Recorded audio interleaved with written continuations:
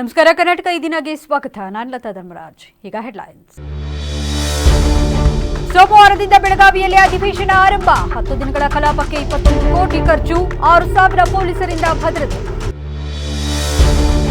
ಹಾಸನದಲ್ಲಿ ಭೀಮನಡಿಗೆ ಅಭಿಯಾನ ಯಶಸ್ವಿ. BJP SC Morcha ರಾಷ್ಟ್ರೀಯ ಅಧ್ಯಕ್ಷ ನೇತೃತ್ವದಲ್ಲಿ ಜಾಗೃತಿ. ಸಂವಿಧಾನದ ಹಕ್ಕುಗಳ ಕುರಿತು ಜಾಗೃತಿ ಮೂಡಿಸಲು ಕರೆ. ಶಾಸಕ ಸಿಮೆಂಟ್ ಮಂಜು ವಿರುದ್ಧ ಸಾಮಾಜಿಕ ಜಾಲತಾಣದಲ್ಲಿ ಅವಹೇಳನಕಾರಿ ಕಮೆಂಟ್. ವ್ಯಕ್ತಿಯ ವಿರುದ್ಧ ಕಾನೂನು ಕ್ರಮಕ್ಕೆ ಆಗ್ರಹ. ಬಿಜೆಪಿ ಕಾರ್ಯಕರ್ತರಿಂದ ದೂರು.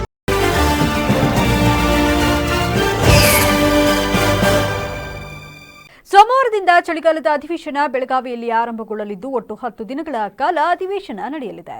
ಬೆಳಗಾವಿಯಲ್ಲಿ ಈವರೆಗೆ 13 ಬಾರಿ ಉಭಯ ಸದನಗಳ ಅಧಿವೇಶನ ನಡೆದಿದ್ದು ಒಟ್ಟು 170 ಕೋಟಿ ರೂಪಾಯಿ ವೆಚ್ಚ ಮಾಡಲಾಗಿದೆ. ಕಳೆದ ವರ್ಷ 15 ಕೋಟಿ ರೂಪಾಯಿ ವೆಚ್ಚದಲ್ಲಿ ಅಧಿವೇಶನ ಮುಕ್ತಾಯಗೊಂಡಿತ್ತು. ಈ ಸಲದ 10 ದಿನದ ಬೆಳಗಾವಿ ಅಧಿವೇಶನಕ್ಕೆ 21 ಕೋಟಿ ಖರ್ಚು ಮಾಡಲಾಗುತ್ತಿದೆ. ಬೆಳಗಾವಿ ಜಿಲ್ಲಾಡಳಿತ ಈಗಾಗಲೇ ಸಕಲ ಸಿದ್ಧತೆ ಮಾಡಿಕೊಂಡಿದೆ. ಆದರೆ ಇದರಿಂದ ದೊಡ್ಡ ಮಟ್ಟದಲ್ಲಿ ಏನು ಪ್ರಯೋಜನ ಆಗುವುದಿಲ್ಲ ಎಂಬ ಅಭಿಪ್ರಾಯ ಇದೆ. ಆಡಳಿತ ವಿಪಕ್ಷಗಳು ಗಂಭೀರ ಸ್ವರೂಪದ ಚರ್ಚೆ ನಡೆಸುವ ಬದಲಾಗಿ ಕಾಲಹರಣದಲ್ಲಿ ತೊಡಗಿಸಿಕೊಳ್ಳುತ್ತಿವೆ ಎಂಬ ಆರೋಪಗಳು ಇವೆ. ಶಾಸಕರು, ಅಧಿಕಾರಿಗಳ ವಸತಿಗಾಗಿ 3,000 ಕೊಠಡಿಗಳು ಬುಕಿಂಗ್ ಆಗಿದ್ದು 6,000 ಪೊಲೀಸ್ ಸಿಬ್ಬಂದಿ ಜರ್ಮನ್ ಟೆಂಟ್ ವ್ಯವಸ್ಥೆ ಮಾಡಲಾಗಿದೆ. ಈ ಬಾರಿ ಸುವರ್ಣಸೌಧದ ಸುತ್ತಮುತ್ತ ವ್ಯಾಪಕ ಪೊಲೀಸ್ ಬಂದೋಬಸ್ತ್ ನಿಯೋಜನೆ ಮಾಡಲಾಗಿದೆ. ಇಷ್ಟೆಲ್ಲ ಖರ್ಚು ವೆಚ್ಚ ಮಾಡಿದ್ರೂ ಬೆಳಗಾವಿ ಅಧಿವೇಶನದಲ್ಲಿ ಉತ್ತರ ಕರ್ನಾಟಕ ಭಾಗದ ಸಮಸ್ಯೆಗಳಿಗೆ ಹೆಚ್ಚಿನ ಆದ್ಯತೆ ನೀಡುತ್ತಿಲ್ಲ ಎಂಬುದು ಪ್ರತಿ ವರ್ಷ ಕೇಳಿಬರುತ್ತಿರುವ ಆರೋಪವಾಗಿದೆ. ನೆಪ ಮಾತ್ರಕ್ಕೆ ಎಂಬಂತೆ ಕೊನೆಯ 2 ದಿನಗಳ ಕಾಲ ಉತ್ತರ ಕರ್ನಾಟಕದ ಭಾಗದ ಚರ್ಚೆಗೆ ಸಮಯ ನೀಡಲಾಗುತ್ತದೆ. ಉಳಿದಂತೆ ಹೆಚ್ಚಿನ ಅವಧಿಯಲ್ಲಿ ಇತರ ಚರ್ಚೆಗಳು, ಗಲಾಟೆ, ಗದ್ದಲವೇ ಗಮನ ಸೆಳೆಯುತ್ತಿದೆ. ಹೀಗಾಗಿ ಈ ಬಾರಿ ಸರ್ಕಾರಕ್ಕೆ ಬಿಸಿ ಮುಟ್ಟಿಸಲು ಒಟ್ಟು 84 ಸಂಘಟನೆಗಳು ಸಿದ್ಧತೆ ನಡೆಸಿಕೊಂಡಿವೆ. ಹೆಸರುಕಾಳು, ಸೋಯಾಬೀನ್ ಬೆಳೆಗಳಿಗೆ ಪರಿಹಾರ ನೀಡುವಂತೆ ಬಿಜೆಪಿ ಸುವರ್ಣಸೌಧ ಮುತ್ತಿಗೆಗೆ ನಿರ್ಧಾರ ಮಾಡಿದೆ. ಕಬ್ಬು ಬೆಳೆಗಾರರ ವಿವಿಧ ಸಮಸ್ಯೆ ಇತ್ಯರ್ಥಕ್ಕೆ ರೈತರ ಬೃಹತ್ ಪ್ರತಿಭಟನೆ ನಡೆಸಲು ತಯಾರಿ ಮಾಡಿಕೊಂಡಿದೆ. ಸಂವಿಧಾನ ಶಿಲ್ಪಿ ಡಾ. ಬಿ.ಆರ್. ಅಂಬೇಡ್ಕರ್ ಅವರು ದೇಶಕ್ಕೆ ನೀಡಿದ ಸಂವಿಧಾನದ ಮಹತ್ವದ ಬಗ್ಗೆ ಜನರಲ್ಲಿ ಜಾಗೃತಿ ಮೂಡಿಸುವ ಉದ್ದೇಶದಿಂದ ಬಿಜೆಪಿ ಹಾಸನ ಜಿಲ್ಲಾ ಘಟಕದ ವತಿಯಿಂದ ಇಂದು ಹಮ್ಮಿಕೊಂಡಿದ್ದ ಸಂವಿಧಾನ ಜಾಗೃತಿಗಾಗಿ ಭೀಮನಡಿಗೆ ಅಭಿಯಾನ ಕಾರ್ಯಕ್ರಮವು ಯಶಸ್ವಿಯಾಗಿ ನಡೆಯಿತು. ಈ ಅಭಿಯಾನವನ್ನು ಬಿಜೆಪಿ ಎಸ್ಸಿ ಮೋರ್ಚಾ ರಾಷ್ಟ್ರೀಯ ಅಧ್ಯಕ್ಷರಾದ ಲಾಲ್ ಸಿಂಗ್ ಆರ್ಯಜಿ ಅವರು ನೇತೃತ್ವ ವಹಿಸಿ ಮಾತನಾಡಿದರು. ಬಾಬಾ ಸಾಹೇಬ್ ಅಂಬೇಡ್ಕರ್ ಅವರು ತಮಗಾಗಿ ಅಲ್ಲದೆ ಶೋಷಿತರಿಗೆ, ದಲಿತರಿಗೆ ಹಾಗೂ ಮಹಿಳೆಯರಿಗಾಗಿ ಶ್ರಮಿಸಿದವರು. ಸಂವಿಧಾನದ ಮೂಲಕ ಎಲ್ಲರೂ ಸಮಾನರು ಎಂಬ ಹಕ್ಕನ್ನು ನೀಡಿದ ಅವರ ಕೊಡುಗೆಗಳನ್ನು ನಾವೆಲ್ಲ ಇಂದು ಸ್ಮರಿಸುವುದರ ಜೊತೆಗೆ ಸಂವಿಧಾನ ನೀಡಿರುವ ಹಕ್ಕುಗಳು ಮತ್ತು ಕರ್ತವ್ಯಗಳ ಕುರಿತು ಜನಸಾಮಾನ್ಯರಲ್ಲಿ ಜಾಗೃತಿ ಮೂಡಿಸುವ ಅವಶ್ಯಕತೆ ಇದೆ ಎಂದು ಹೇಳಿದರು. एससी मोर्चा महाराष्ट्र कर्नाटक ने हासन में बाबा साहब अम्बेडकर के 69वें महापरिनिर्वाण दिवस पर प्रबुद्ध वर्ग की इस गोष्ठी को आयोजन किया था, जिसको संबोधन करने के लिए मुझे उन्होंने आमंत्रित किया था. मैं यहाँ हूँ. ऐसे बाबा साहब अम्बेडकर जिन्होंने अपने लिए कुछ नहीं किया, दलित, शोषित, वंचित, गरीब, महिला और लेबर के लिए बहुत कुछ किया. उन राष्ट्र के पुनर्निर्माण में बाबा साहब के योगदान को आज हम लोगों ने स्मरण किया है. ऐसे बाबा साहब भीमराव अम्बेडकर जिन्होंने भारत के संविधान देकर हिंदुस्तान की 140 करोड़ जनता को सुरक्षा कवच दिया है. ऐसे बाबा साहब अम्बेडकर जो सम्मान के भूखे नहीं थे, बल्कि गरीब, दलित, वंचितों को सम्मान मिले, न्याय मिले, सामाजिक समता मिले और अवसर की समानता मिले, उसके लिए उन्होंने काम किया है. हम सौभाग्यशाली हैं. भारतीय जनता पार्टी के हमारे श्रेष्ठ नेता, देश के प्रधानमंत्री श्री नरेंद्र मोदी जी बाबा साहब अम्बेडकर और संविधान में लिखित ಶಾಸಕ ಸಿಮೆಂಟ್ ಮಂಜು ಮಾತನಾಡಿ, ಎಲ್ಲ ನೋವುಗಳನ್ನು ನುಂಗಿ ದೇಶಕ್ಕೆ ಸಂವಿಧಾನದ ಮೂಲಕ ಸಮಾನತೆಯನ್ನು ನೀಡಿದ ಮಹಾನ್ ವ್ಯಕ್ತಿ ಬಾಬಾ ಸಾಹೇಬ್ ಅಂಬೇಡ್ಕರ್ ಎಂದು ಹೇಳಿದ ಅವರು, ಬೃಹತ್ ಸಂಖ್ಯೆಯಲ್ಲಿ ಪಾಲ್ಗೊಂಡಿದ್ದ ಪಕ್ಷದ ಕಾರ್ಯಕರ್ತರು ಮತ್ತು ಸಾರ್ವಜನಿಕರಿಗೆ ಭಾರತೀಯ ಸಂವಿಧಾನದ ಆಶಯಗಳು, ಪ್ರಜಾಪ್ರಭುತ್ವದ ಮೌಲ್ಯಗಳು ಹಾಗೂ ಸಾಮಾಜಿಕ ನ್ಯಾಯದ ಕುರಿತು ತಿಳುವಳಿಕೆ ನೀಡಿದರು. ಬಾಬಾ ಸಾಹೇಬ್ ಅಂಬೇಡ್ಕರ್ ಅಂತ ಹೇಳ್ತಾರೆ ಅಂದ್ರೆ ಎಲ್ಲ ನೋವುಗಳನ್ನು ತಾನು ತಿಂದು ಇಡೀ ದೇಶಕ್ಕೆ ಅಮೃತವನ್ನು ಕೊಟ್ಟೋಗಿರ್ತಕ್ಕಂಥ ಮಹಾಪುರುಷ ಯಾರು ಅಂದ್ರೆ ಬಾಬಾ ಸಾಹೇಬ್ ಅಂಬೇಡ್ಕರ್.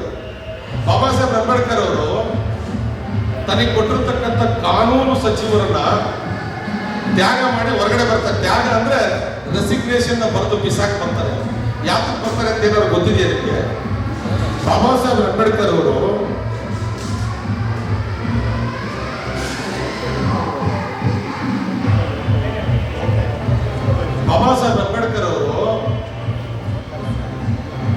ನಮ್ಮ ಜನಕ್ಕೆ ಆಗಿರ್ತಕ್ಕಂಥ ಅನ್ಯಾಯಕ್ಕೆ ಹಿಂದೂ ಕೋಡ್ ಬಿಲ್ ಮಾಡಬೇಕು ಅಂತ ಬಾಬಾ ಸಾಹೇಬ್ ಹೇಳ್ತಾರೆ. ಹಿಂದೂ ಕೋಡ್ ಬಿಲ್ ಅಂದ್ರೆ ಏನಂತ ಗೊತ್ತಿದೆಯಾ ನಿಮಗೆ?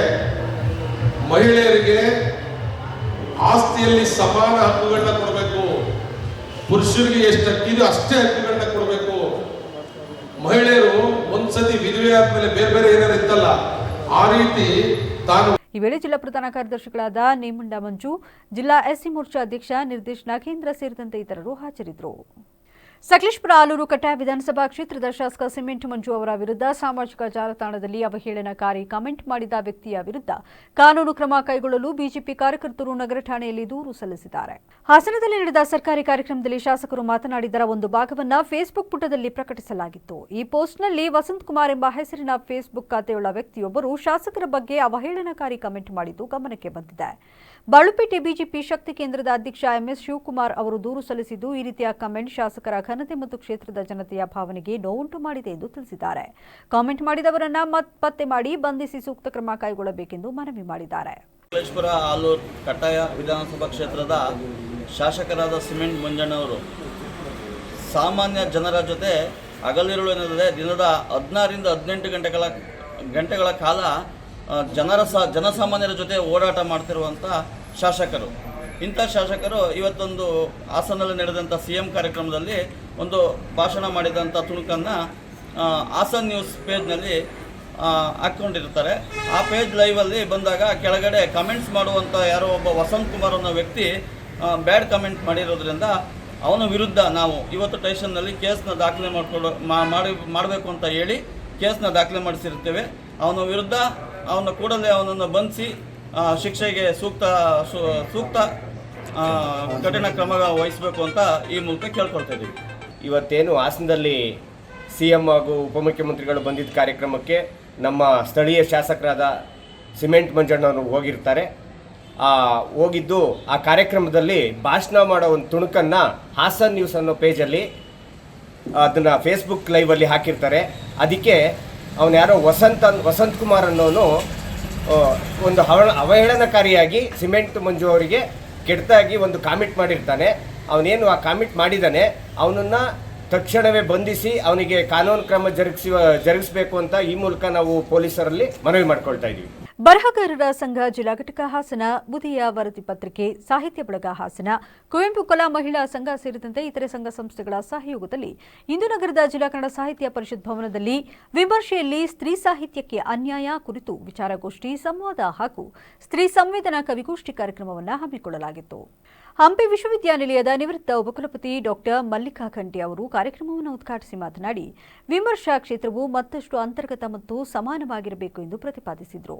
ನಂತರ ಕಾರ್ಯಕ್ರಮದ ಆಶಯ ನುಡಿಗಳನ್ನಾಡಿದ ಸಾಹಿತಿಗಳು ಹಾಗೂ ಬರಹಗಾರರ ಸಂಘ ಚನ್ನರಾಯಪಟ್ಟಣದ ಅಧ್ಯಕ್ಷ ಡಾಕ್ಟರ್ ಬರಹ ಶಿವರಾಮ್ ಅವರು ಪ್ರಸ್ತುತ ವಿಮರ್ಶಾ ಲೋಕದಲ್ಲಿ ಮಹಿಳಾ ಸಾಹಿತಿಗಳ ಕೃತಿಗಳಿಗೆ ಆಗುತ್ತಿರುವ ಅನ್ಯಾಯದ ಬಗ್ಗೆ ತಿಳಿಸಿದರು.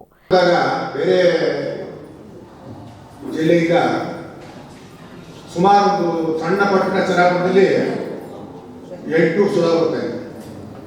ಇವತ್ತು ಸುಮಾರು 40 ರಿಂದ 50 ಸುಧಾ ಬರೋದು. ಆ ಪತ್ರಿಕೆ ಹಂಚೋರು ದೊಡ್ಡ ಕಂತೆ ಇಟ್ಕೊಂಡು ಮನಮನೆಗೆಲ್ಲ ಇರ್ತಾ ಇದ್ರು. ಏನು ಒಂದು 100 ಪತ್ರಿಕೆ ಬರೋದು ಕರ್ನಾಟಕಕ್ಕೆ. ಆ ಮಟ್ಟದ ಪರಿಸ್ಥಿತಿ ಆಗೋಗಿದೆ. ನಾವೆಲ್ಲ ಓದೋದಕ್ಕೆ ಕಲ್ತ್ಕೊಂಡು ಹೋದ್ರೆ ಇಂಗ್ಲೀಷ್ ಎಸ್ ಓದ್ತಿ ಅಂತ ನಮ್ಮ ಅಪ್ಪ ಓದ್ತಾ ಇದ್ದಾರೆ ಬಿಡುಗ ಟೈಮ್ನಲ್ಲಿ. ಅವ್ರು ನೋಡಿ ನಾನು ಓದ್ತಾರೆ. ಈಗ ನಾವೇನು ಮಾಡ್ತಾ ಇದ್ದೀವಿ ಅಂತಂದ್ರೆ ಮೊಬೈಲ್ ಇಟ್ಟಿದ್ದೀವಿ. ನಮ್ಮ ಮಕ್ಳು ಏನು ಮಾಡ್ತಾರೆ ಅವರು ಕೂಡ ಅದಕ್ಕೆ ಬಿಡೋದೆ. ನಾನು ನನ್ನ ಪುಸ್ತಕ ಹೊರತಾಗ ಅಷ್ಟು ದಿವಸ ನನ್ನ ಮನೆಯಲ್ಲಿ ನನ್ನ ಮಕ್ಕಳಿಗೆ ನನ್ನ ಹೆಂಡತಿ ಕಾಣಂಗ ಪುಸ್ತಕ ಇಡ್ತೀನಿ, ನೋಡೋಣ ಬೇರೆ ಕೊಡ್ತಾರಂತ. ಅವ್ರು ಒಂದಿಷ್ಟು ಬಂದು ಆಳನೆ ಕೊಡ್ತಾರೆ ನೋಡಿ. ಪ್ರೇಕ್ಷಕರು ಮತ್ತು ಕೇಳುಗರ ಬಹಳ ದೊಡ್ಡ ಕೊರತೆ ಎದ್ದು ಕಾಣ್ತಾ ಇದೆ. ಇದಕ್ಕೆ ಕಾರಣ ನಾವಲ್ಲ, ಸಾಹಿತ್ಯಗಳಲ್ಲ, ನಾವು ಅಲ್ಲ. ಇದಕ್ಕೆ ಭಾಳ ದೊಡ್ಡ ಕೊಡುಗೆಯನ್ನು ಕೊಟ್ಟವರು ರಾಜಕಾರಣಿಗಳು. ಕರ್ಕೊಂಡು ಬರುವ ಹೊತ್ಕೊಂಡು ಬರುವ ಈ ಸಂಪ್ರದಾಯವನ್ನು ಪ್ರಾರಂಭ ಮಾಡಿದ್ರಲ್ಲ, ಅದರ ಒಂದಿಷ್ಟು ಅಪಸವ್ಯಗಳು ಸಾಹಿತ್ಯ ಲೋಕದೊಳಗೂ ಅವು ಪ್ರವೇಶ ಮಾಡುವ ಅಂತ ತಿಳ್ಕೊಂಡು ಅನಿಸ್ತಾ ಇದೆ. ನಮ್ಮಲ್ಲಿಯೂ ಸಾಹಿತ್ಯ ರಾಜಕಾರಣ ಅನ್ನುವಂಥದ್ದು ಕುತ್ಕೊಂಡ ಮೇಲೆ ನಮ್ಗೆ ಗೊತ್ತಿದ್ದೋ ಗೊತ್ತಿಲ್ಲದ ಹಾಗೇನೋ ನಮ್ಮವ್ರದ್ದು ಹೋಗೋದು, ಗುಂಪುಗಾರಿಕೆ ಅನ್ನುವಂಥದ್ದು ಅದು ಎಲ್ಲ ಕಡೆಗೂ ಆಗೈತಿ ಅನ್ನುವಂಥದ್ದು ನೀವು ಒಪ್ಪದೇ ಇದ್ರು ನಾನಂತೂ ಒಪ್ಪಿತವಾದಂಥ ಸಂಗತಿ ನನ್ನ ಅನುಭವಕ್ಕೆ ಬಂದ. ಕಾರ್ಯಕ್ರಮದಲ್ಲಿ ಅಖಿಲ ಭಾರತ ಶರಣ ಸಾಹಿತ್ಯ ಪರಿಷತ್ ಬೆಂಗಳೂರು ಅಧ್ಯಕ್ಷರಾದ ಡಾಕ್ಟರ್ ಸೋಮಶೇಖರ್, ಲೇಖಕಿ ಮತ್ತು ನಿವೃತ್ತ ಸಹಾಯಕ ನಿರ್ದೇಶಕರಾದ ಡಾಕ್ಟರ್ ನಿರ್ಮಲಾ ಯಲಿಗಾರ್, ಸಾಹಿತಿ ಮತ್ತು ಶಿಕ್ಷಕರಾದ ಶೈಲಜಾ ಹಾಸನ್, ಸಾಹಿತಿ ಡಾಕ್ಟರ್ ಶಾಂತಾ ಅತ್ನಿ ಸೇರಿದಂತೆ ಇತರರು ಪಾಲ್ಗೊಂಡಿದ್ದರು. ರಾಜ್ಯ ಕನ್ನಡ ಸೇನೆಯ ರಾಜ್ಯಾಧ್ಯಕ್ಷ ಕೆಆರ್ ಕುಮಾರ್ ಅವರು ಬೇಲೂರಿಗೆ ವಿಶೇಷ ಭೇಟಿ ನೀಡಿ ಸ್ಥಳೀಯ ಕನ್ನಡ ಪರ ಹೋರಾಟಗಾರರು ಮತ್ತು ಯುವಕರೊಂದಿಗೆ ಸಂವಾದ ನಡೆಸಿದರು. ಈ ವೇಳೆ ಕೆಆರ್ ಕುಮಾರ್ ಮಾತನಾಡಿ, ಕನ್ನಡ ನಮ್ಮ ಅಸ್ತಿತ್ವ, ನಮ್ಮ ಸ್ವಾಭಿಮಾನ. ಭಾಷೆ ಉಳಿಯಬೇಕಾದರೆ ಹೋರಾಟವೂ ಅಗತ್ಯ, ಜಾಗೃತಿಯೂ ಅಗತ್ಯ. ಬೇಲೂರಿನ ಯುವಕರಲ್ಲಿ ಇರುವ ಕನ್ನಡ ಪ್ರೇಮ ರಾಜ್ಯಕ್ಕೆ ಮಾದರಿ. ಕನ್ನಡಕ್ಕೆ ರಾಜಕೀಯ, ಶಿಕ್ಷಣ ಮತ್ತು ಆಡಳಿತದಲ್ಲಿ ಹೆಚ್ಚಿನ ಪ್ರಾಮುಖ್ಯತೆ ತರಲು ಸಂಘಟನೆ ಬದ್ಧವಾಗಿ ಹೋರಾಡುತ್ತಿದೆ ಎಂದು ತಿಳಿಸಿದರು. ಹೋರಾಟಗಾರರು ನೀಡಿದ ಸಲಹೆಗಳನ್ನು ರಾಜ್ಯ ಮಟ್ಟದಲ್ಲಿ ಒಯ್ಯುವುದಾಗಿ ಭರವಸೆ ನೀಡಿದರು. ಕನ್ನಡ ಸೇನೆ ಕರ್ನಾಟಕ ನಾಡು ನುಡಿ ನಿಷ್ಠ ಸೇವೆಯ ರಾಜ್ಯ ಸಂಘಟನೆ ಇಂದು ಚಿಕ್ಕಮಗಳೂರಿಗೆ ರಾಜ್ಯೋತ್ಸವದ ಕಾರ್ಯಕ್ರಮದ ಅಂಗವಾಗಿ ಒಂದು ವಿಶೇಷವಾದಂಥ ಸಭೆಯನ್ನು ಏರ್ಪಡಿಸಲಾಯಿತು. ಅದಕ್ಕೆ ಪೂರ್ವಭಾವಿಯಾಗಿ ಆ ಸಭೆಯಲ್ಲಿ ಭಾಗವಹಿಸಿ ಇದೇ ತಿಂಗಳು 24ನೇ ತಾರೀಕು ಒಂದು ಕರ್ನಾಟಕದ ಕನ್ನಡ ರಾಜ್ಯೋತ್ಸವದ ಒಂದು ವೈಭವದ ರಾಜ್ಯೋತ್ಸವವನ್ನು ಆಚರಣೆ ಮಾಡ್ತಾಯಿದ್ದಾರೆ. ಜಿಲ್ಲಾಧ್ಯಕ್ಷರಂಥ PC ರಾಜೇಗೌಡ ಮತ್ತು ರಾಜ್ಯಾಧ್ಯಕ್ಷರಾದ KR ಕುಮಾರ್ ಅವರ ನೇತೃತ್ವದಲ್ಲಿ ಒಂದು ಒಳ್ಳೆಯ ಕಾರ್ಯಕ್ರಮವನ್ನು ರೂಪಿಸ್ತಾ ಇದ್ದಾರೆ. ರಾಜ್ಯದ ಹೆಸರಾಂತ ಕಲಾವಿದರಾದಂಥ ಕಾಮಿಡಿ ಹಾಸ್ಯ ಕಲಾವಿದರಂಥ ಟೆನ್ನಿಸ್ ಕೃಷ್ಣ ಅವರು, ನಯನ ಕಾಮಿಡಿ ಕಿಲಾಡಿಗಳ ನಯನ ಮತ್ತು ಮಿಮಿಕ್ರಿ ಗೋಪಿ ಒಂದು ಹಾಸ್ಯ ಸಂಜೆ ಕಾರ್ಯಕ್ರಮ ಮತ್ತು ಕರ್ನಾಟಕದ ಹೆಸರಾದಂಥ ಕಮ್ಮದ ರಂಗಯ್ಯ ಮತ್ತು ಗಾಯಕಿ ಅಖಿಲ ಪಜ್ಜಮ್ಮವರು ಒಂದು ವಿಶೇಷ. ಅರ್ಕಲಗೂಡು ವಿಧಾನಸಭಾ ಕ್ಷೇತ್ರದ ಶಾಸಕ ಎ ಮಂಜು ಅವರು ಮತ್ತೊಮ್ಮೆ ಸಚಿವರಾಗಿ ಸೇವೆ ಸಲ್ಲಿಸಬೇಕು ಮತ್ತು 2028ರ ವಿಧಾನಸಭಾ ಚುನಾವಣೆಯಲ್ಲಿ ಗೆಲುವು ಸಾಧಿಸಬೇಕು ಎಂಬ ಹಾರೈಕೆಯೊಂದಿಗೆ ಅವರ ಅಭಿಮಾನಿ ಯುವಕರು ಶಬರಿಮಲೆಯಲ್ಲಿ ಅಯ್ಯಪ್ಪ ಸ್ವಾಮಿಯ ದರ್ಶನ ಪಡೆದು ವಿಶೇಷ ಪ್ರಾರ್ಥನೆ ಸಲ್ಲಿಸಿದ್ದಾರೆ. ಅರ್ಕಲಗೂಡು ತಾಲೂಕಿನ ಹಳ್ಳಿಮೈಸೂರು ಹೋಬಳಿಯ ನಗರನಹಳ್ಳಿ ಕೊಪ್ಪಲು ಗ್ರಾಮದ ಯುವಕರ ತಂಡವು ಅಯ್ಯಪ್ಪ ಮಾಲೆ ಧರಿಸಿ ಈ ಭಕ್ತಿ ಯಾತ್ರೆ ಕೈಗೊಂಡಿತ್ತು. ಈ ಸಂದರ್ಭದಲ್ಲಿ ಮಾತನಾಡಿದ ಎ ಮಂಜು ಅಭಿಮಾನಿ ND ಕುಮಾರ್ ಅವರು, ನಮ್ಮ ಶಾಸಕ ಎ ಮಂಜು ಅವರು ಕ್ಷೇತ್ರದ ಅಭಿವೃದ್ಧಿಗಾಗಿ ನಿಸ್ವಾರ್ಥವಾಗಿ ದುಡಿಯುತ್ತಿದ್ದಾರೆ. ಅವರ ಸರಳತೆ, ಜನಪರ ಬದ್ಧತೆ ಮತ್ತು ಸಮಸ್ಯೆಗಳಿಗೆ ಸ್ಪಂದಿಸುವ ಗುಣ ನಮ್ಮಲ್ಲಿ ದೊಡ್ಡ ವಿಶ್ವಾಸ ಹುಟ್ಟಿಸಿದೆ. ಅವರು 2028ರ ಚುನಾವಣೆಯಲ್ಲಿ ಪುನಃ ಗೆಲ್ಲಲಿ ಹಾಗೂ ಮುಂದಿನ ದಿನಗಳಲ್ಲಿ ಸಚಿವ ಸ್ಥಾನ ಪಡೆದು ಹೆಚ್ಚಿನ ಜನಸೇವೆ ಮಾಡಲು ಅವಕಾಶ ಸಿಗಲಿ ಎಂದು ಶಾಸಕರವರ ಭಾವಚಿತ್ರವನ್ನು ಹಿಡಿದು ಅಯ್ಯಪ್ಪ ದೇವರ ದರ್ಶನ ಪಡೆದು ಪ್ರಾರ್ಥನೆ ಮಾಡಿದ್ದೇವೆ ಎಂದು ತಿಳಿಸಿದರು. ಸ್ವಾಮಿಯೇ ಶರಣಮಯ್ಯಪ್ಪ. ಪಳನೇಶ್ವರ ತಾಲೂಕು ಹಳ್ಳಿಮೈಸೂರು ಹೋಬಳಿ ಅರ್ಕಲಗೂಡು ಕ್ಷೇತ್ರದ ಎ ಮಂಜು ಅಣ್ಣ ಅವರ ಅಪ್ಪಟ ಅಭಿಮಾನಿ ಒಬ್ಬರು. ಅವ್ರು 2023ರಲ್ಲಿ MLA ಆಗಲಿ ಅಂತ ಅರ್ಕೆ ಕಟ್ಟಾಕೊಂಡಿದ್ರು. ಆದ ಕಾರಣದಿಂದ ಅವ್ರ ಫೋಟೋ ಇಟ್ಕೊಂಡು ಕಾಲ್ನಡಿಗೆಯಲ್ಲಿ ಬೆಟ್ಟ ಹತ್ತಾ ಇದ್ದಾರೆ. ಶಬರಿಮಲೆ ಬೆಟ್ಟವ MLA ಆಗಿರೋ ಒಂದು ಖುಷಿಗೆ ಸ್ವಾಮಿಯೇ ಶರಣಮಯ್ಯಪ್ಪ. ಅವ್ರ ಬಾಯಲ್ಲಿ ಏನು ಬರುತ್ತೆ ಅಂತ ಮಾತಾಡ್ಸ್ಕೊಂಡು ಬನ್ನಿ ಸ್ವಾಮಿ. ಶರಣಮಯ್ಯಪ್ಪ. ಸ್ವಾಮಿ ಇವಾಗ ಏನಂತಂದರೆ ಅವರು 23ಕ್ಕೆ MLA ಆಗಿದ್ರೆ 23ಕ್ಕೆ MLA ಆದರೆ ನಾವು ಶಬರಿಮಲೆಗೆ ಬಂದು ಮಾಡ್ತೀವಿ ಅಂತೇಳಿ ಅರ್ಕೆ ಮಾಡ್ಕೊಂಡಿದ್ದೀವಿ. ಸ್ವಾಮಿ MLA ಆಗಿದ್ದಾರೆ, ಅರ್ಕೆ ತೀರಿಸ್ತಾ ಇದ್ದೀವಿ. ಹಾಗೆ ನಾವು ನಮ್ಮ ಅರ್ಕಲಗೂಡು ಕ್ಷೇತ್ರದ ಜನ ಆ ಥರದ MLAನ ಪಡೆಯೋಕ್ಕೆ ಪುಣ್ಯ ಮಾಡಿದ್ದೀವಿ ಅಂತ ಹೇಳಕ್ಕೆ ಬಯಸ್ತೀನಿ. ಹಳ್ಳಿಮೈಸೂರು ಹೋಬಳಿಗೆ ಆ ಥರ ಒಬ್ಬರು ಶಾಸಕರು ಸಿಕ್ಕಿರೋದು, ಅರ್ಕಲಗೂಡು ಕ್ಷೇತ್ರ ಹಳ್ಳಿಮೈಸೂರು ಹೋಬಳಿಗೆ ಆ ಥರ ಒಬ್ಬರು ಶಾಸಕರು ಸಿಕ್ಕಿರೋದು ನಮ್ಮ ಪುಣ್ಯ ಅಂತ ಹೇಳಕ್ಕೆ ಇಷ್ಟಪಡ್ತೀವಿ. ಪ್ರತಿ ಹಳ್ಳಿಗೂ ಪ್ರತಿ ಗ್ರಾಮಗಳಿಗೂ ಭೇಟಿ ಕೊಟ್ಟು ಕುಂದುಕೊರತೆಗಳೆಲ್ಲನೂ ನಿಭಾಯಿಸ್ಕೊಡ್ತಾರೆ. ಬೇರೆ ಏನೇ ಬೇಕಾದರೂ ಬಂದು ಸ್ಪಂದಿಸ್ತಾರೆ. ಗ್ರಾಮಗಳಿಗೆ ಏನೇ ತೊಂದರೆ ಆದರೂ ಬಂದು. ಭಕ್ತಿಯಾತ್ರೆಯಲ್ಲಿ ಪ್ರಭುದೇವ, ಹರೀಶ, ಶಶಿ, ವಿನಯ್, ವರದರಾಜ್, ಕೇಶವ, ಚಂದ್ರ, ಕೃಷ್ಣ, ಉಮೇಶ್, ರವಿ ಸೇರಿದಂತೆ ಹಲವಾರು ಯುವಕರು ಭಾಗವಹಿಸಿದರು. ಸಕಲೇಶಪುರ ಪಟ್ಟಣದ ಬಾಲಕಿಯರ ಪದವಿ ಪೂರ್ವ ಕಾಲೇಜಿನಲ್ಲಿ ವಿದ್ಯಾರ್ಥಿನಿಯರ ಕೌಶಲ್ಯ ಅಭಿವೃದ್ಧಿಗೆ ಒತ್ತು ನೀಡುವ ಉದ್ದೇಶದಿಂದ ಆಹಾರ ಮೇಳವನ್ನು ಆಯೋಜಿಸಲಾಗಿತ್ತು. ಕಾರ್ಯಕ್ರಮವನ್ನು ಶಾಸಕ ಸಿಮೆಂಟ್ ಮಂಜು ಉದ್ಘಾಟಿಸಿದರು. ವಿದ್ಯಾರ್ಥಿನಿಯರು ವಿವಿಧ ಬಗೆಯ 60ಕ್ಕೂ ಹೆಚ್ಚು ತಿನಿಸುಗಳನ್ನು ತಯಾರಿಸಿ ಮಾರಾಟಕ್ಕೆ ಇಟ್ಟು ತಮ್ಮ ಪ್ರತಿಭೆಯನ್ನು ಪ್ರದರ್ಶಿಸಿದರು. ಪಾನಿಪುರಿ, ಮಸಾಲೆ ಪುರಿ, ಚರ್ಮುರಿ, ಕೇಸರಿಬಾತ್, ಪಲಾವ್, ಮಜ್ಜಿಗೆ, ತಂಪು ಪಾನೀಯ, ಕಸ್ಟರ್ಡ್ ಸೇರಿದಂತೆ ತರಕಾರಿಗಳು, ಸೊಪ್ಪು ಮತ್ತು ಇನ್ನಿತರ ರುಚಿಕರ ಪದಾರ್ಥಗಳು ಮೇಳದಲ್ಲಿ ಆಕರ್ಷಣೆಯಾಗಿದ್ದವು. ಈ ಸಂದರ್ಭದಲ್ಲಿ ವಿದ್ಯಾರ್ಥಿನಿಯರಾದ ಅಂಜುಮ್, ಸಂಗೀತ ಮಾತನಾಡಿ, ನಮ್ಮ ಕಾಲೇಜಿನಲ್ಲಿ ಇಂದು ಆಹಾರ ಮೇಳವನ್ನು ಹಮ್ಮಿಕೊಳ್ಳಲಾಗಿದೆ. ನಾವು ಪಠ್ಯದಲ್ಲಿ ಕಲಿತ ವಾಣಿಜ್ಯ ವಿಷಯಗಳನ್ನು ಕಾರ್ಯರೂಪಕ್ಕೆ ತರಲು ಇಂತಹ ಕಾರ್ಯಕ್ರಮಗಳು ಬಹಳ ಸಹಾಯಕವಾಗುತ್ತವೆ. ಪಠ್ಯವಷ್ಟೇ ಅಲ್ಲ, ಪಠ್ಯೇತರ ಚಟುವಟಿಕೆಗಳು ನಮ್ಮನ್ನು ತೊಡಗಿಸಿಕೊಳ್ಳುವಂತೆ ಪ್ರಾಂಶುಪಾಲರಾದ ರಮೇಶ್ ಸರ್ ಸದಾ ಪ್ರೇರೇಪಿಸುತ್ತಾರೆ ಎಂದು ತಿಳಿಸಿದರು. ಎಲ್ಲರಿಗೂ ನಮಸ್ತೆ. ನನ್ನ ಹೆಸರು ಸಂಗೀತ ಅಂತ. ನಾನು ಗರ್ಲ್ಸ್ PU ಕಾಲೇಜ್ ಸಕಲೇಶ್ಪುರದಲ್ಲಿ ಓದ್ತಾ ಇದ್ದೀನಿ. ನಮ್ಮ ಕಾಲೇಜಲ್ಲಿ ಕಲ್ಚರ್ ಆಕ್ಟಿವಿಟಿ ಜೊತೆ ಆಟ ಪಾಠ ಎಲ್ಲ ತುಂಬಾ ಚೆನ್ನಾಗಿದೆ. ಮತ್ತೆ ಕ್ಲಾಸ್ಗಳು ಅಷ್ಟೇ, ಲೆಕ್ಚರ್ಸ್ಗಳು ತುಂಬಾ ಅರ್ಥ ಆಗೋಗಿ ಹೇಳ್ಕೊಡ್ತಾರೆ.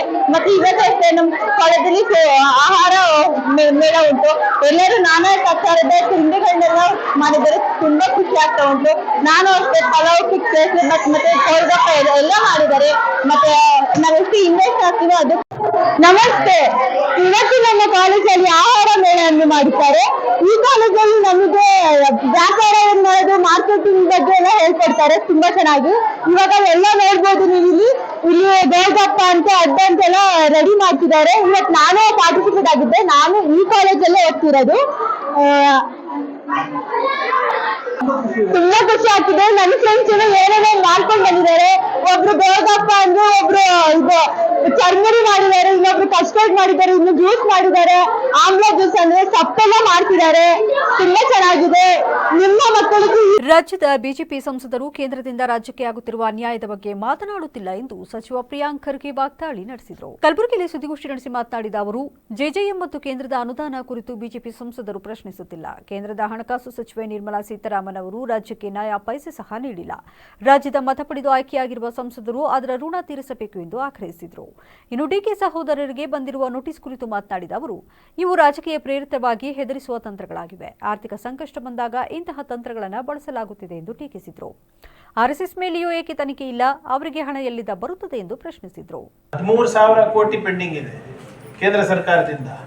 ನನಗೆ ಅದೇ ಈಗ JJM ತಪ್ಪು ಕಲ್ಪನೆ ಏನಪ್ಪಾ ಅಂದ್ರೆ, ಅದು ಒಂದೇ ವರ್ಷದಲ್ಲಿ ಆಗುತ್ತೆ ಅಂತ. ನಮಗೆ ಫಸ್ಟ್ ಸೋರ್ಸ್ ಇಂದ ನಾವು ನೀರು ತರಬೇಕು, ಪೈಪ್ ಲೈನ್ ಹಾಕಬೇಕು, ನಳ ಕೂಡಿಸ್ಬೇಕು, ಮಿನಿಮಮ್ 1-2 ಸರಿ ಟೆಸ್ಟಿಂಗ್ ಮಾಡಬೇಕು. ಅದಕ್ಕೆ ಕಂಪ್ಲೀಟ್ ಆಗಿ ಏನು ಅದು ವಾಟರ್ ಲೈನ್ ಸಿಸ್ಟಮ್ ಅನ್ನ ಇರಬೇಕು. ಒಂದ್ಸರಿ ನಮಗೆ ಮಾಡ್ಲಿಕ್ಕಾಗಿ 1 ವರ್ಷ ಮಾಡ್ಲಿಕ್ಕಾಗಿಲ್ಲ, ಯಾಕಂದ್ರೆ ಸಂಪೂರ್ಣ ಬರ ಇತ್ತು. ಅವಾಗ ನೀರೇ ಹರಿಸ್ಲಿಕ್ಕಾಗಿಲ್ಲ. ಈ ಸರಿ ಅತಿವೃಷ್ಟಿಯಾಗಿದೆ. ಸೊ ಯಾಕಂದ್ರೆ ನೀವು ಇವೆರಡೂ ಸಂದರ್ಭದಲ್ಲಿ ನಾವು ಫುಲ್ಫಿಲ್ ಮಾಡೋಕ್ಕಾಗಲ್ಲ. ಸಾಕಷ್ಟು ಕಡೆ ಇದೇ ಆಗಿರೋದು ನಮ್ಮ ರಾಜ್ಯದಲ್ಲಿ. ಆದರೆ ನಮ್ಮ ವಾದ ಏನಂದ್ರೆ, ಅದು ಕೆಲಸ. ಗುಬ್ಬಿ ತಾಲೂಕಿನ ಎಮ್ಮೆನಕೋಟೆ ಗ್ರಾಮದ ಇತಿಹಾಸ ಪ್ರಸಿದ್ಧ ಶ್ರೀ ಲಕ್ಷ್ಮೀ ರಂಗನಾಥ ಸ್ವಾಮಿ ದೇವಾಲಯದಲ್ಲಿ ಸಾವಿರಾರು ಭಕ್ತರ ಸಮ್ಮುಖದಲ್ಲಿ ವಿಷ್ಣು ದೀಪೋತ್ಸವ ಕಾರ್ಯಕ್ರಮವು ಅದ್ದೂರಿಯಾಗಿ ನಡೆಯಿತು. ಬೆಳಗ್ಗೆ ಸುಪ್ರಭಾತ ಸೇವೆ, ಅಭಿಷೇಕ, ಪಂಚಾಮೃತ ಅಭಿಷೇಕ ಸೇರಿದಂತೆ ವಿವಿಧ ಧಾರ್ಮಿಕ ಕಾರ್ಯಗಳು ಮತ್ತು ಮಹಾಮಂಗಳಾರತಿ ನಡೆಯಿತು. ಸ್ವಾಮಿಗೆ ವಿಶೇಷ ಹೂವಿನ ಅಲಂಕಾರ ಮಾಡಲಾಗಿತ್ತು. ಸಂಜೆ ನಡೆದ ವಿಷ್ಣು ದೀಪೋತ್ಸವದಲ್ಲಿ ಜಿಲ್ಲೆಯ ವಿವಿಧ ಭಾಗಗಳಿಂದ ಆಗಮಿಸಿದ ಭಕ್ತರು ಶ್ರದ್ಧಾಭಕ್ತಿಯಿಂದ ದೀಪಗಳನ್ನು ಹಚ್ಚಿ ಹಣ್ಣು ಕಾಯಿ ಪೂಜೆ ಸಲ್ಲಿಸಿ ದೇವರ ದರ್ಶನ ಪಡೆದರು. ಭಕ್ತಾದಿಗಳಿಗೆ ಪ್ರಸಾದ ವಿನಿಯೋಗ ಏರ್ಪಡಿಸಲಾಗಿತ್ತು. ಗುಬ್ಬಿ ತಾಲೂಕಿನ ಪ್ರಭುವನಹಳ್ಳಿ, ತ್ಯಾಗಟೂರು ಹಾಗೂ ಆದಲಕೆರೆ ಗ್ರಾಮದಲ್ಲಿ ಶಾಸಕ SR ಶ್ರೀನಿವಾಸ್ ಅವರು ವಿವಿಧ ಅಭಿವೃದ್ಧಿ ಕಾಮಗಾರಿಗಳಿಗೆ ಭೂಮಿ ಪೂಜೆ ಸಲ್ಲಿಸಿದರು. ತಾಲೂಕಿನಲ್ಲಿ ಕಟ್ಟಡಗಳಿಲ್ಲದೆ ಬಾಡಿಗೆ ಕಟ್ಟಡಗಳಲ್ಲಿ ಕಾರ್ಯನಿರ್ವಹಿಸುತ್ತಿರುವ ಸುಮಾರು 94 ಅಂಗನವಾಡಿ ಕೇಂದ್ರಗಳಿಗೆ ನೂತನ ಸುಸಜ್ಜಿತ ಕಟ್ಟಡಗಳನ್ನು ನಿರ್ಮಿಸಲು ಸರ್ಕಾರದಿಂದ ಅನುದಾನ ಬಂದಿದ್ದು, ಅತಿ ಶೀಘ್ರದಲ್ಲಿ ಕಾಮಗಾರಿಗಳಿಗೆ ಭೂಮಿ ಪೂಜೆ ಮಾಡುವುದಾಗಿ ಶಾಸಕರು ತಿಳಿಸಿದರು. ಅಲ್ಲದೆ ತಾಲೂಕಿನಲ್ಲಿ 35 ಶಾಲಾ ಕಟ್ಟಡಗಳ ನಿರ್ಮಾಣವನ್ನು ಸಹ ಪ್ರಾರಂಭಿಸಲಾಗುವುದು ಎಂದರು. ಗ್ರಾಮೀಣ ಭಾಗದ ಮಕ್ಕಳಿಗೆ ಎಲ್ಲ ಮೂಲಭೂತ ಸೌಕರ್ಯಗಳನ್ನು ಒದಗಿಸುವ ಭರವಸೆ ನೀಡಿದರು. ಮಾಹಿತಿ ತಗೊಂಡವ್ರೆ ಅವ್ರನ್ನ ಹಿಡಿತಾರೆ. ಏನು ಮಾಡೋಕ್ಕಾಗಲ್ಲ, ಜನಕ್ಕೆ ಭಯ ಕಡಿಮೆ ಆಗುತ್ತೆ ಅಷ್ಟೇ. ನಾವು ಪೊಲೀಸ್ನವರು ಯಾರನ್ನಾರ ತಪ್ಪು ಮಾಡಿದ್ರೆ, ಕಳ್ಳರಿಗೆ ಹೊಡೆದ್ರೆ ಮಾನವ ಹಕ್ಕಿನವ್ರು ಬರ್ತಾರೆ. ಈಗ ನಾಯಿಗಳು ಹಿಡಿದ್ರೆ ಅವೇನಾರ ಅಲ್ಲಿ ಇಲ್ಲಿ ಬಿಟ್ಟು ಅಂತಂದರೆ ಪ್ರಾಣಿ ದಯಾ ಸಂಘ ಬರ್ತಾರೆ. ಕಷ್ಟ ಇದೆ ಕೆಲಸ ಮಾಡೋದು. ಜನಕ್ಕೆ ಭಯ ಇಲ್ಲ ಅಂತಂತಂದರೆ ಈಗ ಕ್ರೈಮ್ ಜಾಸ್ತಿ ಆಗ್ತದೆ. ಭಯ ಇಡಕ್ಕೆ ಹೋದರೆ ಮಾನವ ಕಾಟ ಜಾಸ್ತಿ ಆಗುತ್ತೆ. ಅದಕ್ಕೆ ಹೆಂಗಾಗಿದ್ರೆ ಪೊಲೀಸ್ನವರು ನಮ್ಗೇನಾಗಬೇಕಾಗೈತೆ ಅಂತ ಹೇಳ್ಬಿಟ್ಟು ಮನೋಭಾವ ಇದರಿಂದ ಈ ಸ್ವೇಚ್ಛಾಚಾರ ಜಾಸ್ತಿ ಆಗಿದೆ. ಇವೆಲ್ಲ ನಿರಂತರವಾಗಿ ಸರ್. ಈಗ ನಮ್ಮಲ್ಲಿ 110 ಅಂಗನವಾಡಿ ಕಟ್ಟಡಗಳಿಲ್ಲ. ಕೆಲವು ಕಡೆ ಈಗ 6-8 ನಿವೇಶನ ಇಲ್ಲ. ಇನ್ನೊಂದು 5-6 ನಿವೇಶನ ಇರೋವಾಗ ನಾನು 94 ಅಂಗನವಾಡಿ ಕಟ್ಟಡಗಳನ್ನ ಹಾಕಿದ್ದೀನಿ. ಗಣಿ ಬಾಧಿತ ಅಮೌಂಟಲ್ಲಿ ಅವು ಟೆಂಡ್ರು ಕೂಡ ಆಗಿವೆ. ಇನ್ನು ಶುರು ಮಾಡ್ತೀವಿ. 94 ಕಡೆ ಹೊಸ ರೀತಿ ಅಂಗನವಾಡಿ ಕಟ್ಟಡಗಳನ್ನ ಕಟ್ಟಲಿಕ್ಕೆ ಶುರು ಮಾಡ್ತೀವಿ. ಮತ್ತು ಗಣಿ ಬಾಧಿ ಸಂವಿಧಾನ ಶಿಲ್ಪಿ ಡಾಕ್ಟರ್ ಬಿಆರ್ ಅಂಬೇಡ್ಕರ್ ಅವರ 70ನೇ ಮಹಾಪರಿನಿರ್ವಾಣ ದಿನವನ್ನು ಕೆಆರ್ನಗರ ತಾಲೂಕು ಆಡಳಿತದ ವತಿಯಿಂದ ಆಚರಿಸಲಾಯಿತು. ಶಾಸಕ ಡಿ ರವಿಶಂಕರ್ ಅವರು ಪಟ್ಟಣದ ಅಂಬೇಡ್ಕರ್ ಪುತ್ಥಳಿಗೆ ಮಾಲಾರ್ಪಣೆ ಮಾಡಿ ಪುಷ್ಪಾರ್ಚನೆ ನೆರವೇರಿಸಿದರು. ಅಂಬೇಡ್ಕರ್ ಅವರು ದೇಶದಲ್ಲಿ ಬದುಕು ನಡೆಸುತ್ತಿರುವ ಪ್ರತಿಯೊಬ್ಬರು ಸಮಾನರು ಎಂಬ ಭಾವನೆಯಿಂದ ಗೌರವಯುತವಾದ ಬದುಕು ನಡೆಸಲು ಕಾರಣರಾದವರು. ಸಂವಿಧಾನದ ಮೂಲಕ ಜಾತಿ, ಮತ, ಸಂಸ್ಕೃತಿಯ ಭೇದವಿಲ್ಲದೆ ಎಲ್ಲರಿಗೂ ಸಲ್ಲುವಂತಹ ಪ್ರಜಾಪ್ರಭುತ್ವ ರಾಷ್ಟ್ರ ನಿರ್ಮಾಣಕ್ಕೆ ಕಾರಣರಾದರು ಎಂದು ಶಾಸಕರು ಹೇಳಿದರು. ದಿನಾಚರಣೆ ಸಂದರ್ಭದಲ್ಲಿ ಒಂದು ಗೌರವ ನಮನವನ್ನು ಸಲ್ಲಿಸುವಂಥದ್ದು. ಅದರ ಅಡಿಯಲ್ಲಿ ಇವತ್ತು ಕೃಷ್ಣರಾಜನಗರ ವಿಧಾನಸಭಾ ಕ್ಷೇತ್ರದಲ್ಲಿ ಇವತ್ತು 2 ತಾಲೂಕಿಗೆ ಸಂಬಂಧಪಟ್ಟ ಹಾಗೆ ಕೆಆರ್ನಗರದಲ್ಲಿರ್ತಕ್ಕಂಥ ನಮ್ಮ ಬಾಬಾ ಸಾಹೇಬ್ ಡಾಕ್ಟರ್ ಬಿಆರ್ ಅಂಬೇಡ್ಕರ್ ಅವರ ಪುತ್ಥಳಿಗೆ ಇವತ್ತು ಎಲ್ಲ ತಾಲೂಕು ಮಟ್ಟದ ಅಧಿಕಾರಿಗಳ ಜೊತೆಗೆ ಸಮಾಜದ ಎಲ್ಲ ಬಂಧುಗಳ ಜೊತೆಗೆ ಇವತ್ತು ಬಂದು ಈ ಒಂದು ಪುಷ್ಪ ನಮನವನ್ನು ಸಲ್ಲಿಸುವಂಥ ನಿಟ್ಟಲ್ಲಿ ಇವತ್ತು ಮಾಲಾರ್ಪಣೆಯನ್ನು ಮಾಡಿ ಅವರಿಗೆ ಗೌರವವನ್ನು ಸೂಚಿಸಿದ್ದೇವೆ. ಇವತ್ತು ಸಂಜೆಯೂ ಕೂಡ ಸಂಜೆ 6 ಗಂಟೆಗೆ ಪ್ರತಿ ವರ್ಷದಂತೆ ಈ ವರ್ಷವೂ ಕೂಡ ಚಾಮರಾಜನಗರ ಜಿಲ್ಲೆಯ ಕೊಳ್ಳೇಗಾಲ ಪಟ್ಟಣದಲ್ಲಿ ಖ್ಯಾತ ಹಿನ್ನೆಲೆ ಗಾಯಕ ವಿಜಯ್ ಪ್ರಕಾಶ್ ಅವರ ಸಾರಥ್ಯದಲ್ಲಿ ಇದೇ ತಿಂಗಳ ಡಿಸೆಂಬರ್ 19 ಮತ್ತು 20ರಂದು ವಿಜೃಂಭಣೆಯ ನಮ್ಮೂರ ಕನ್ನಡ ಹಬ್ಬವನ್ನು ಆಯೋಜಿಸಲಾಗಿದೆ ಎಂದು ವಿಶ್ವಚೇತನ ಸಮೂಹ ಸಂಸ್ಥೆಯ ಸಂಸ್ಥಾಪಕ ಅಧ್ಯಕ್ಷೆ ಪ್ರೇಮಲತಾ ಕೃಷ್ಣಸ್ವಾಮಿ ತಿಳಿಸಿದರು. ಪತ್ರಿಕಾಗೋಷ್ಠಿಯಲ್ಲಿ ಮಾತನಾಡಿದ ಅವರು, ವಿಶ್ವಚೇತನ ಸಮೂಹ ಸಂಸ್ಥೆ, ಎಚ್ಕೆ ಟ್ರಸ್ಟ್ ಮತ್ತು ರೋಟರಿ ಸಂಸ್ಥೆ ಸಹಯೋಗದೊಂದಿಗೆ ಜಿ ಕನ್ನಡ ವಾಹಿನಿಯಲ್ಲಿ ಪ್ರಸ್ತುತಿಯಲ್ಲಿ ಕಾರ್ಯಕ್ರಮ ನಡೆಯಲಿದೆ. ಕೊಳ್ಳೇಗಾಲ ಪಟ್ಟಣದ ಎಂಜಿಎಸ್ಪಿ ಮೈದಾನದಲ್ಲಿ ನಡೆಯಲಿರುವ ಈ ಹಬ್ಬದಲ್ಲಿ ಸುಮಾರು 15,000 ಜನ ಸೇರುವ ನಿರೀಕ್ಷೆ ಇದೆ ಎಂದು ತಿಳಿಸಿದರು. ಬಂಧುಗಳಿಗೆ ನಮಸ್ಕಾರ.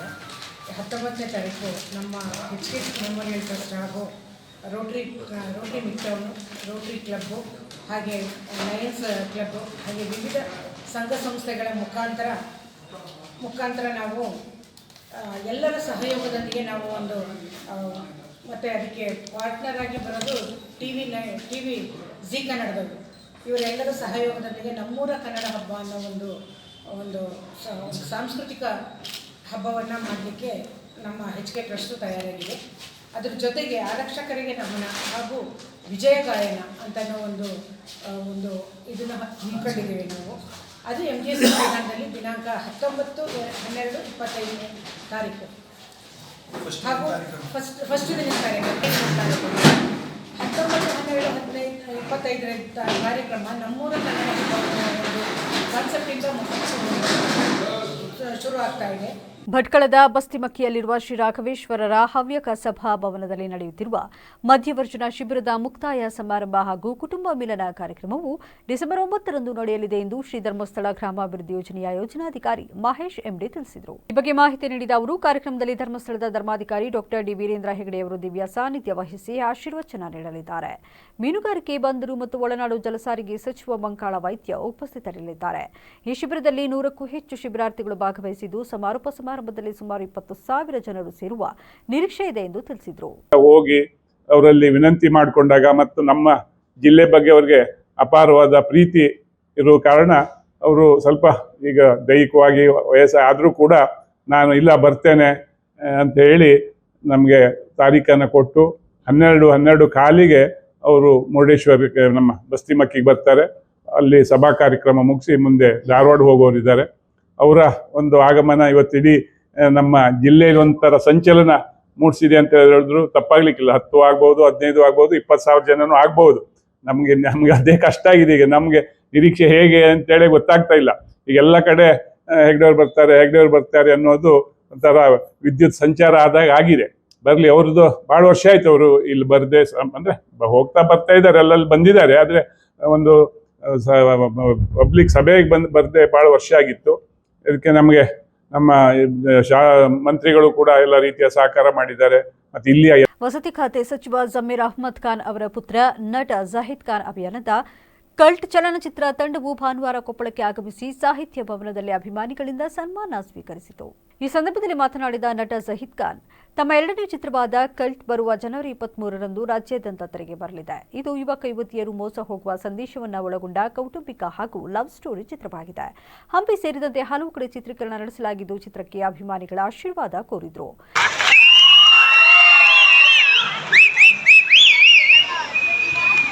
ರಚಿತಾ ಅವರು ನೆನ್ನೆ ಫೋನಲ್ಲಿ ಮಾತಾಡ್ತಾ ಹೇಳಿದೆ, ಈ ಥರ ನಾನು ಕೊಪ್ಪಳಕ್ಕೆ ಹೋಗ್ತಾ ಇದ್ದೀನಿ, ನಾನು ನೀನು ಬರ್ತೀನಮ್ಮ ಅಂತ ಹೇಳಿ. ನಾನು ಬರ್ತೀನಿ ಅಂತ ಪಾಪ ಅವರು ಬರಬೇಕಾಗಿತ್ತು. ಅದು ಫ್ಲೈಟ್ಸ್ ಏನೋ ಪ್ರಾಬ್ಲಮ್ ಆಗಿರೋದ್ರಿಂದ ಪಾಪ ಅವ್ರಿಗೆ ಬರೋಕ್ಕೆ ಆಗಲಿಲ್ಲ. ಸೊ ಅವ್ರ ಪರವಾಗಿ ಅವ್ರನ್ನ ಫೋನಲ್ಲಿ ಹೇಳಿದ್ರು, ನನ್ನ ಪರವಾಗಿ ಅವ್ರೆಲ್ಲರಿಗೂ ನಮಸ್ಕಾರಗಳು ಹೇಳಪ್ಪ ಅಂತ ಹೇಳಿ